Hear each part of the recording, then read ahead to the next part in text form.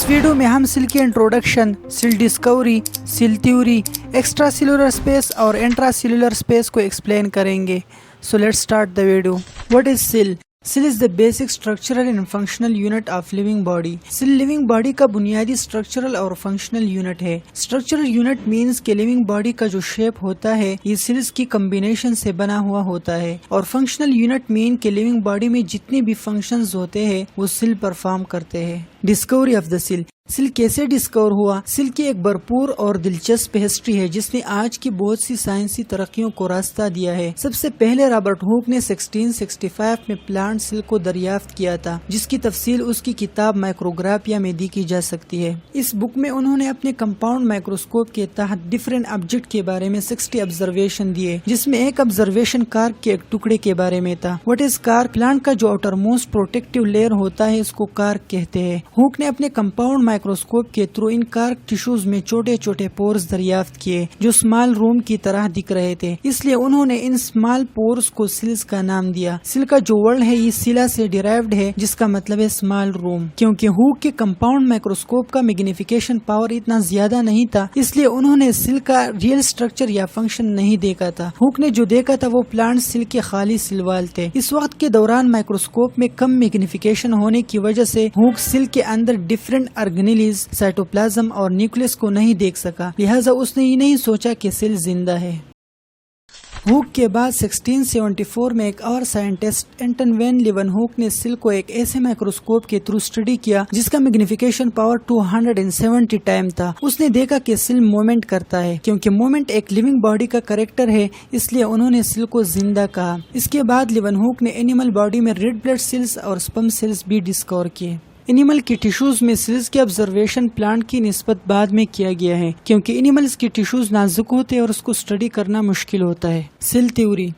Cell theory کو develop کرنے کا کریڈٹ عام طور پر دو سائنسدانوں کو دیا جاتا ہے، تھیوڈور شوان اور میتھیاس جیکب سلائیڈن، جبکہ روڈالف ویرچو نے بھی تھیوری میں حصہ ڈالا ہے لیکن اس کو کوئی کریڈٹ نہیں دیا جاتا ہے.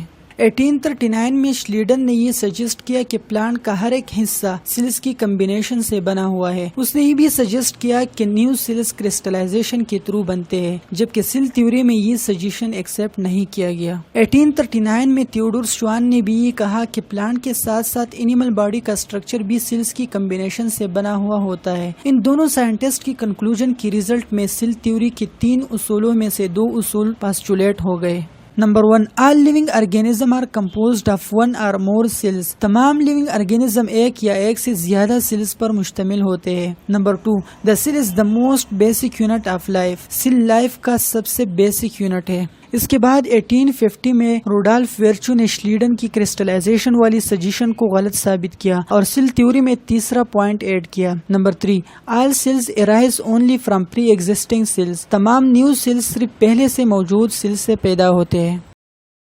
Now, general characteristic of the cells. Each cell in the body need nutrition and oxygen. Growth اور different functions perform کرنے کے لیے سیل کو نیوٹریشن اور آکسیجن کی ضرورت ہوتی ہے. Produce its own energy necessary for its growth, repair and other activities. Cell اپنا انرجی خود تیار کرتا ہے جو پھر وہ گروتھ، ریپیئر اور دوسری ایکٹیویٹیز میں یوز کرتا ہے. فار ایگزامپل، آکسیجن گلوکوز کے ساتھ کمبائن ہوتا ہے اور ریزلٹ میں کاربن ڈائی آکسائڈ، واٹر اور انرجی پیدا ہوتی ہے. Eliminate carbon dioxide and other metabolic waste. Metabolic reactions کی ریزلٹ میں جتنے بھی ویسٹ پروڈکٹ تیار ہوتے ہیں سیل ان کو eliminate کرتا ہے. Shows immediate response to the entry of invaders such as bacteria or toxic substances into the body. جب ہمارے باڈی میں بیکٹیریا یا دوسرے ٹاکسک سبسٹانسز انٹر ہوتے ہیں تو سیل ان کے خلاف جلدی سے رسپانس شو کرتی ہے. Reproduces by division. There are some exceptions such as neuron which do not reproduce. Cell میں ریپروڈکشن ہوتا ہے جس کے تھرو نئے سیلز بنتے ہیں. کچھ ایسے سیلز بھی ہیں جس میں ریپروڈکشن نہیں ہوتی جیسا کہ neuron.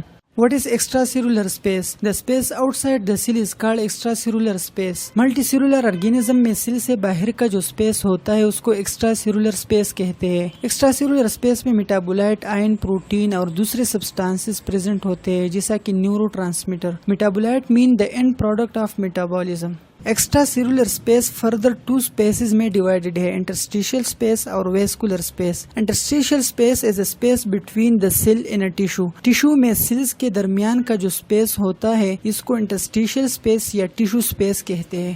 Vascular space is the space contain within blood vessel. Blood vessels کا جو لیومن ہے جہاں پہ بلڈ فلو کرتا ہے اس کو ویسکولر اسپیس کہتے ہیں. Intracellular space the space inside the cell membrane in cell. Cell کے اندر کا جو اسپیس ہوتا ہے جہاں پہ سیل آرگنیلیز، نیوکلیس اور سائٹوسول پریزنٹ ہے اس کو انٹراسیلولر اسپیس کہتے ہیں.